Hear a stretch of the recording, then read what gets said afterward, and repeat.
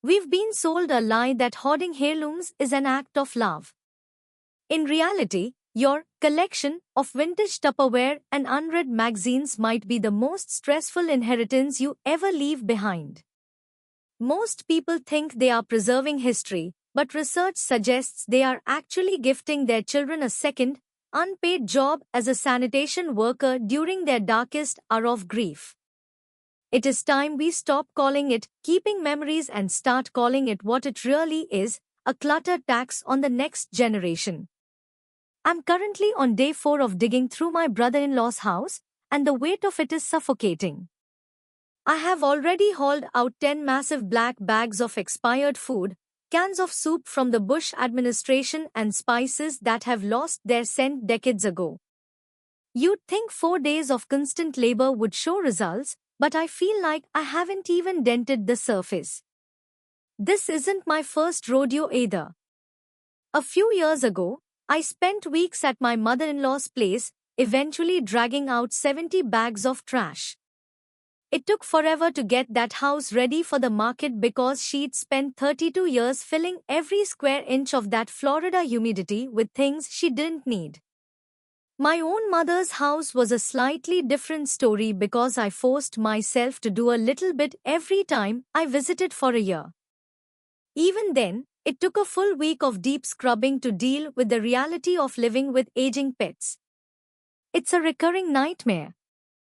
You walk into a room hoping to find a photo album, and instead, you find a mountain of someday projects that never happened.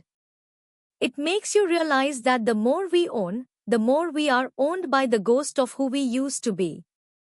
There is a concept from Sweden called dostadning, or death cleaning. It sounds morbid, but it is actually one of the most selfless things a person can do. Some people notice that as we age, our physical environment starts to mirror our internal chaos.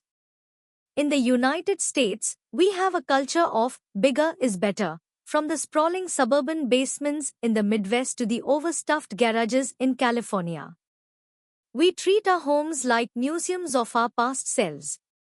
However, research suggests that high levels of household clutter may increase cortisol levels, particularly in women. When we die, that cortisol spike is passed directly to our grieving relatives. The physical labor of sorting through a life's worth of accumulation can delay the emotional healing process. It turns a time of reflection into a time of resentment. Why are we saving these things? Is it for the kids? Because I can tell you from the trenches of a dusty spare bedroom, the kids don't want the 20-year-old sets of Encyclopedia Britannica or the chipped holiday platters. They want a space where they can breathe and remember you, not a space where they have to wear a respirator and industrial gloves just to clear a path to the front door. The good news is that death cleaning doesn't have to happen all at once. It's about a shift in perspective. Start seeing every item you discard as a gift of time to your children. I've looked at my own home differently this week. My house isn't perfect, but I can walk through every room without tripping on a stack of forgotten mail or antique junk. Still, this experience with my brother-in-law has made me realize I need to go deeper. Some people find that a one box a week rule may help make the process manageable. Go through the pantry, the linen closet, and that one kitchen drawer where the rubber bands go to die. If you haven't touched it since the last time the local sports team won a championship, you probably don't need it. Downsizing early may help you reclaim your own living space while you're still in it. It's about simplifying the legacy so that when the time comes, your family can focus on your life, not your laundry. We should strive to leave behind stories and laughter, not 70 bags of trash and a house that needs a professional restoration crew just to be livable again.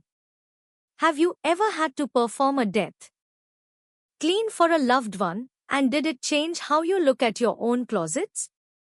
I'd love to hear your perspective on the mercy of minimalism in the comments below. If you're feeling the urge to downsize today, take this as your sign to start small.